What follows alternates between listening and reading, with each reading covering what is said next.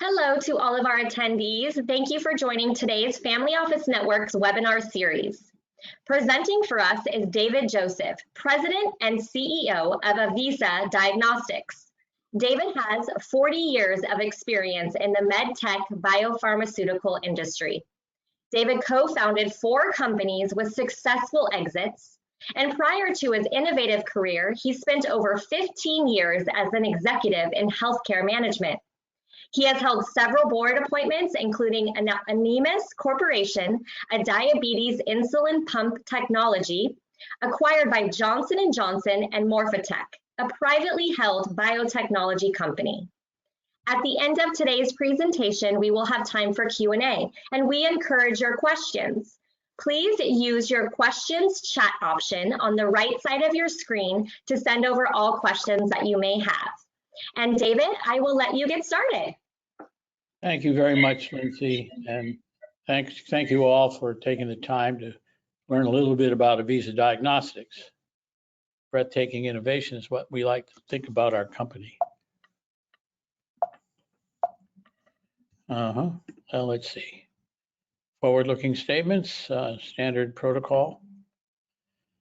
So Avisa Diagnostics, at a glance, we're developing a simple breath test. It's not unlike a thermometer for the lungs. We listed recently on the Canadian Securities Exchange, and our symbol is AVBT. We're headquartered in Malvern, Pennsylvania, but we had our origins in Santa Fe, New Mexico, where I lived for 10 years, and our product development team still resides there. Our FDA IDE pivotal study is planned for the first quarter of next year. And it's regarding specifically for respiratory infections that are related to post-COVID long haulers, where our breath test will be compared to sputum microbiology, which is the current standard of care today. And we'll talk a little bit more about that in the presentation. But the most important thing is when treating pulmonary infections, every minute counts. It's really important. And I think that's what we bring to the table. The breath test, the Avisa breath test, is value-based. So better health and economic outcomes is what we expect with our system. The market for just 2 indications in the US is over $3 billion, and opportunities in multiple other indications beyond the first 2 that we're addressing. It's an ultra-fast 10-minute test. It's point of care, and it overcomes issues related to current technologies. And the other important thing about early detection is the ability to mitigate the overuse of broad-spectrum antibiotics, which antibiotic resistance kills 700,000 people annually globally each year. We have done 3 pilot studies, so we have good, solid clinical proof of concept, both in efficacy and safety. We have a $40 million equity line that is a drawdown based on trading volume, and as volume grows, we draw down as required. We can draw down as little or as much or as none at all over the course of 3 years, and we see that having an impact further on in our development cycle. As Lindsay said, I have experience in this industry well over 40 years, and I have a team also that together we have over 100 years of life science experience, and we have a broad intellectual property portfolio as well. So the test is easy as 1, 2, 3 in detecting the most dangerous bacterial pathogens. And those are urease pathogens, the type of staph, Pseudomonas, all the ones that are going to be, if not treated properly, will lead to high morbidity and mortality. So the ability for us to do this test is very simple, as I said. Just an example, patient on the right inhales a breath without the nebulized drug as a baseline, and then she inhales a drug. This is a drug device combination product. It's regulated as a device, which is good. If on the second inhalation that's nebulized over 4 or 5 days, if the type of dangerous bacterial pathogens are present, it's metabolized to label carbon dioxide. We capture that breath with a spectrometer, and we measure whether there's a delta over baseline or a signal. If no signal, then no treatment is necessary. So it's no need to treat in terms of a strong, broad spectrum, powerful broad spectrum antibiotics. On the other hand, if there is a signal, it's to treat. But it's also not just a yes and no test. As I said, it's like a thermometer for the lungs. So in that case, we're going to know the level of bacterial load, as like we refer to it. And the goal here is to give the physician actionable data quickly so he can act. And here's an example of the sensitivity it enables clinical decision making. On the left, the current standard of care is sputum microbiology. It's been around for 40 years. It's about a 40–50% sensitivity. And as a result, and I said, it takes up to 3 days. So physicians, particularly this case in the emergency room, which we did this recent study, they treat empirically because one, the sensitivity is lacking. Two, it takes up to 3 days. And three, they want to treat and move that patient either home or into the hospital. So they treat empirically, i.e. they give them broad spectrum antibiotics, which is a negative, when only 15% actually needed as they come into that have a urease pathogen of the type we detect. In our case, same patient comes in, it's going to get a breath test. If the urease pathogens of the types that we detect are present, they're going to be treated with IV antibiotics and admitted. If not, then they're going to be no urease pathogen, they're going to be sent home, and it's unlikely to need special IV antibiotics. Well, the importance of this is these patients that are treated empirically are spent up to 1 to 2 days in the hospital, cost about $15,000. So everybody is impacted by that, the patient, the hospital, the payer.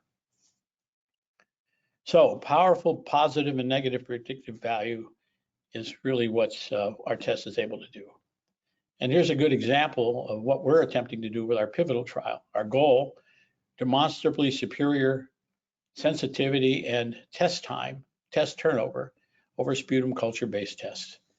And the specimen is exhale breath. We measure the whole lung, live organisms, not trying to get a sputum sample from some part of the lung which may not be the correct part where the disease is, where the infection is. And that causes the sensitivity as well. So it's a living organism where you measure the whole lung. We also monitor therapy. Culture does not, PCR bacterial panels do not. The culture takes up to 24 hours to 3 days. PCR is still culture-based. It requires culture. It's a little faster, but it still has the same issues. Moreover, we can monitor therapy. As I said, we measure bacterial load, this concept of a thermometer for the lungs. Our specificity is high for urease, but so high is specificity for both culture and PCR for a particular pathogen. We're point of care, and our test is not very difficult to do. It'll mostly be run by respiratory therapists. A nurse can do it, a technician can do it. All of this done in very short order. So the market opportunity for an ease of use to implement is based on our commercial strategy.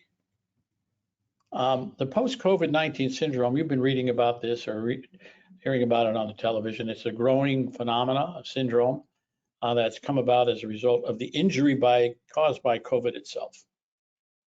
And there are similar infections such as COPD, acts in somewhat the same way where it becomes a chronic lung infection over time. It's not treated properly.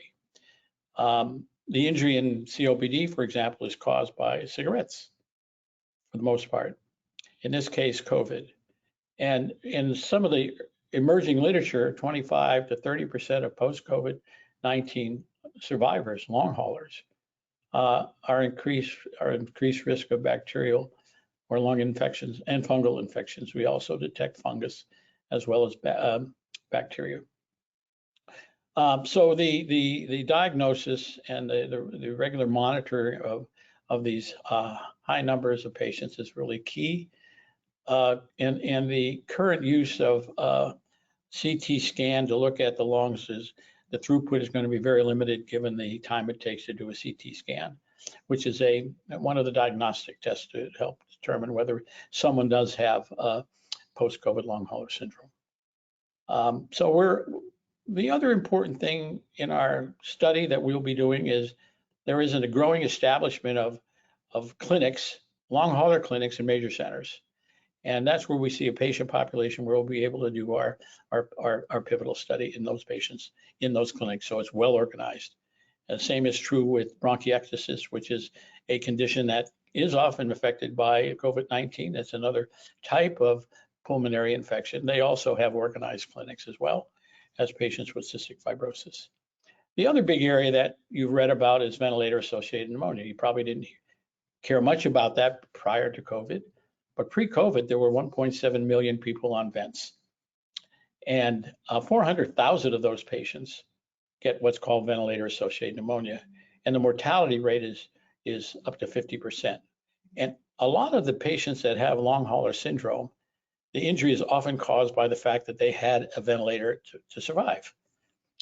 So our approach in that particular clinical study will be to, one, monitor those 1.7 million patients on a ventilator, measure that if they are colonizing or bacterial load, and if they're not, after 2 or 3 or 4 days, they're likely not to get VAP. That means we can get them out of the hospital sooner, begin to treat early if they do see signs of an infection, and prevent them from transitioning to ventilator-associated pneumonia as well. On the opposite end of that curve, if they do get VAP, then we can monitor therapy. Did he choose the right antibiotic? And we'll be able to tell them that quickly. That's not the case today with sputum microbiology, where they may have to intervene with a bronchoscope. Our commercialization strategy is based on starting with a direct sales force. I'm often say, well, why not use a corporate partner? I think in a novel new technology, it's important that you establish the traction in the marketplace, generate the kind of revenue in the early days, a couple of 3 or 4 years, or whatever it takes, 2 years, but establish that and build the sales force over time. We're going to start with 800 of the major medical centers that have residents and fellows so that they get experience with our system. And that way, as they move out into other institutions or hospitals across the country, they're going to be familiar with it. Then move to the second phase, which would be the other 4,800 hospitals in the US and the emergency rooms and their critical care units. And phase 3 would be to establish, because of the portability of our system and point of care, into the 7,500 urgent care centers, walk-in clinics, freestanding emergency rooms, and the 15,000 skilled nursing units, homes that have patients that would really benefit from early detection. We're employing a razor blade strategy, which really is a strategy that is for us to penetrate the market. We'll give away at little or no cost of our hardware or device or spectrometer, provided that they contract kits, which run about on average $250, includes a drug and a nebulizer and some breath collection equipment. For over 35 kits a month, we get a payback in about less than 2 months, but it's a high margin, 75% to 80% margin product. So a strong market potential, as I said earlier, over a $3 billion market, broken down into basically 2 sectors. The ambulatory marketplace, where again we see post-COVID patients as our first line to address. The ability to save $15,000 of hospitalization is key from an economic standpoint.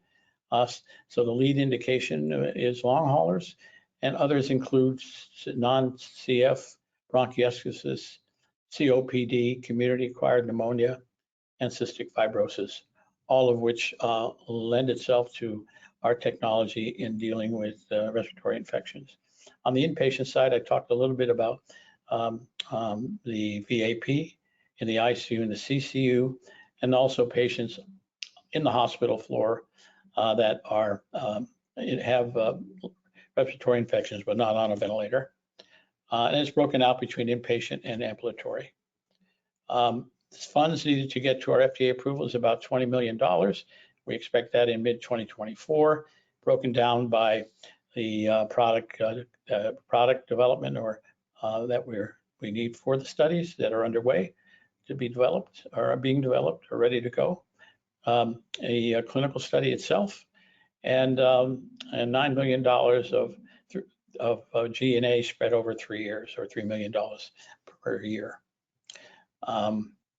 The $40 million available equity line, as I said earlier, is a drawdown based on volume, on today's volume. We will continue to employ, and they're really basically every time you draw down, it's a private placement. Until we get the volume to where we want it, we'll continue to do our own private placements. We just completed one less than a week ago, and we'll continue to pursue that as we begin to build volume, or as we decide to whether to, our goal is to do a public offering and hopefully list on NASDAQ in the future. Our timeline for post-COVID highlights, long haulers highlights are this. The IDE, as I said earlier, we expect approval to begin the pivotal trial in Q1, and shortly thereafter begin the pivotal trial. At most, this is going to be 1,000 patients, but likely to be less than that, depending on the presence of urease in those categories that I mentioned. And somewhere in late 2023, early 2024, get our FDA approval and begin commercialization. And that's to be followed by a supplemental IDE in 2023 for ventilator-associated pneumonia, and similarly do a trial. The other interesting thing about this technology that's sort of widespread, it'll be used off-label.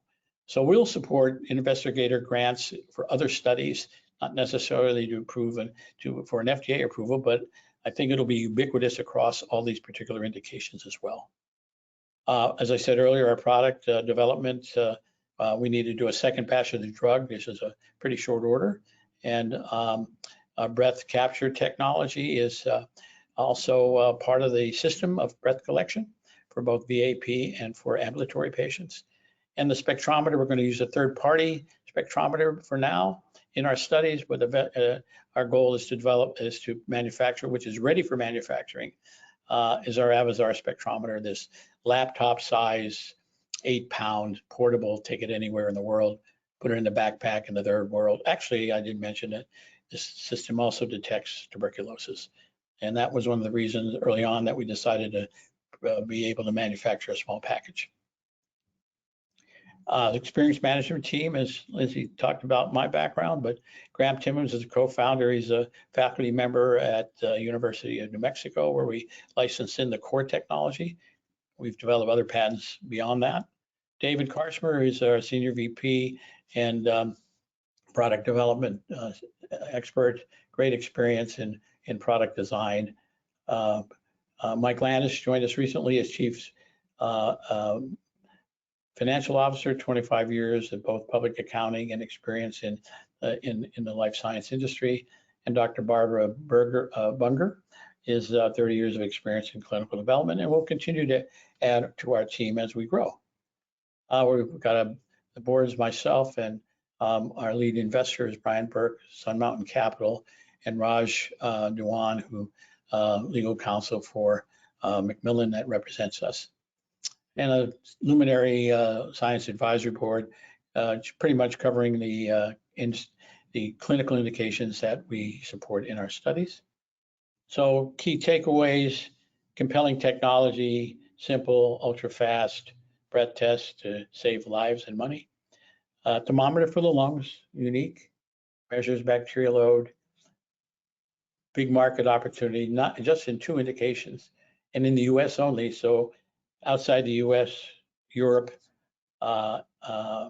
China, Japan, all are future growth. And as we build out beyond 2 indications, that will explode the market further. Clinical risk is mitigated. It's a novel use of an existing technology. So my comfort level going in was it was de-risked.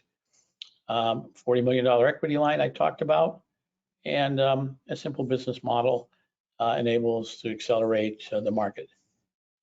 So better health outcomes saves lives and money. And I'm open for questions. Thank you very much. And I hope that I was able to partake the message and get a better understanding of what Avisa Diagnostics is all about. Thank you very much. David, thank you so much. And yes, jumping into Q&A, again, to our attendees, there is a questions chat option on the right side of your screen. So please send all of those over so we can answer them accordingly. David, I'm just going to jump right into questions that I've pulled through already. Could you give us a little bit more insight on who at the hospital would need to administer the breath test? Yeah, the breath test is going to be the target audience is the pulmonologist or the critical care doc or the emergency room doc. But the target who will administer the test will be a respiratory therapist. Okay, so I'm assuming, and this is kind of leading me, oh, I'm sorry. Yeah, they're highly skilled, highly trained, and very, very, very essential to this whole product. Great, and yeah, that was kind of leaning me over to the next question. They need to require the special training to do so. It's not special training. It's very simple. They can learn this system in less than an hour. Okay, great. And are there any similar tests in development, or who would potentially be in competition with your company? Well, again, the competition is what we're comparing to is sputum microbiology, standard of care. Our sensitivity level, given our previous studies, is very high. And I think that's something that should be very positive for us. The other market is PCR, which is there's only one company that has a bacterial panel. And as I said in my competitive slide, their turnaround time is better, but they still have to rely on sputum microbiology to run their tests. So they suffer from the same issues of getting a good sputum, and that's not always easy. And that affects their sensitivity as well. Perfect, thank you. So next question, would the ABT still need to be combined with other testing methods to determine the type of bacterial strand that caused the pneumonia? That's a good question. It's yes. We're looking to early detection to prevent overuse of antibiotics, for example, give guidance early. If they're able to get a good sputum, the ability to get a specificity as to a particular pathogen is what culture will do. And I think that's important as a result. In that case, we're very complementary. Great. And what do you have for IP around the ABT? As I mentioned, we have the patents that we licensed from the university on the core technology, the platform, if you will, of C13, C12, non-radioactive isotopic ratio. And that drug is a probe that is inserted into that. You change the probe to not C13 urea for respiratory, but you change the probe to C13 tyrosine, for example, we could detect C. diff. Or maybe we can detect C13 glucose for TB.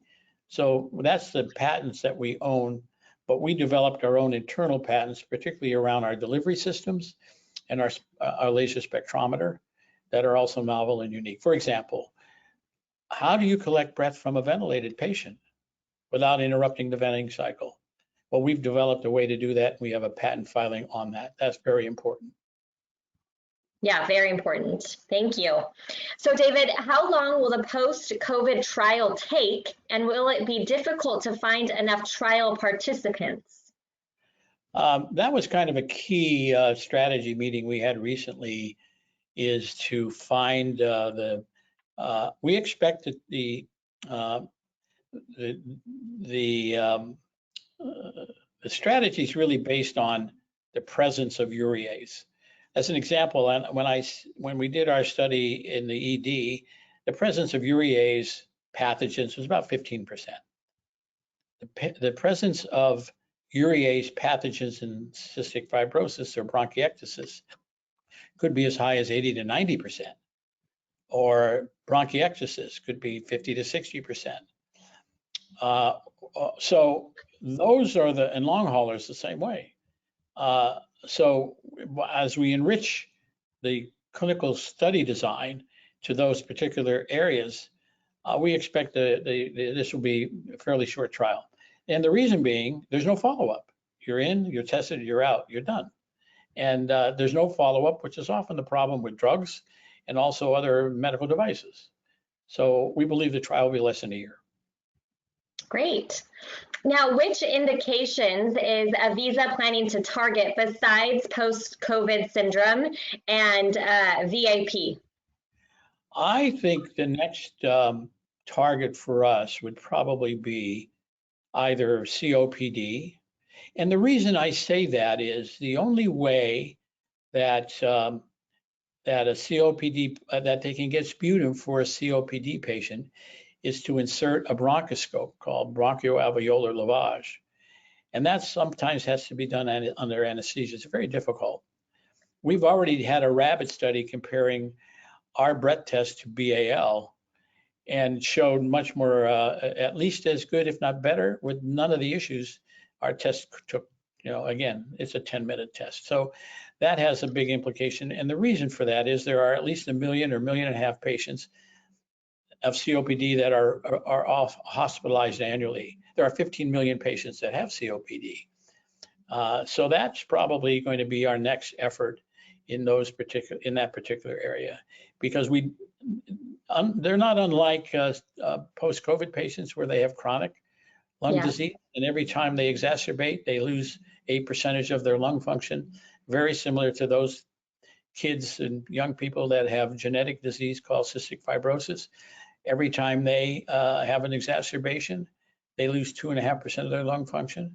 And that's why they don't live beyond 35 years. So be able to detect early infections and treat early before they get serious pneumonia, that's kind of a key program for us as well. Great. Now, David, if you can kind of, again, elaborate a little bit more and explain to us how the ABT will be reimbursed. Well, as I said in the slide deck, there is a precedent for the ambulatory patient for a CPT code. C13 urea was a breath test used and is in the market for H. pylori, which has been there for years. And that's a detection of bacteria in the gut that causes ulcers and ultimately duodenal cancer. And they've had a reimbursement code, and what they don't have is they don't have the delivery systems. It's swallowed or it's a drink. We add a significant nebulizer cost to that, and the drug's basically the same. And we add collection device, a breath collection device. So we believe we can just at a higher cost of about $200.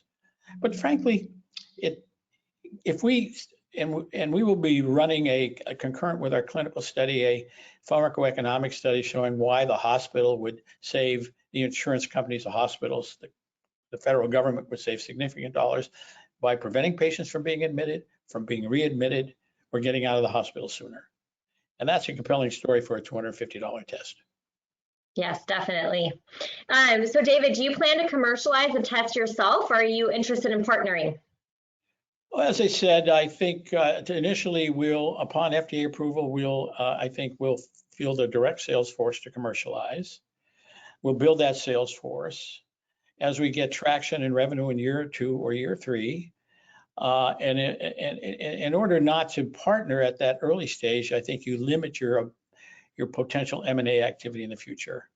So I think we need to show traction. And I think a lot depends on if there is a compelling strategic partner and there's a deal that could be made that supports us so we don't preclude shareholder value in the future, we'll do it. But my instinct and my experience is in a novel product, you put it out there yourself, and eventually you'll end up potentially with a corporate partner or not. and you continue to build from there. Yep, sounds like a plan. So are there any additional plans to target other regions besides the United States, maybe Canada or Europe? I think Canada and the US will be almost at the same time. We expect to do a part of our pivotal studies in Canada as well as the US. And so we're certainly interested in that. I think the second market we'll go after is the European market, and we'll need to do we'll need to file for the regulatory affairs department there as well. But that would be our first two choices. Great. David, that seems to be all the questions that have pulled through. A few people have asked for the investor slides. So I just wanted to open it up to you one more time, David, if there was anything else that you would like to add. Well, yes, thank you very much again. As I said, if those that are interested in considering investing in our private placements that we anticipate doing, continue to do until our other facility kicks in, we're certainly open to that. And we're grateful to be able to present to the Family Office Network. I've been a fan of it for a long time, and I'm so pleased that I've been able to present today. And thank you all very, very much. David, it was a pleasure having you join us today. And to all of our attendees, again, my name is Lindsay. I will be following up with all of you individually. So if there's any other questions or you would like more information, we'd be more than happy to give that over to you. Thank you so much for joining us, and we hope you have a great day.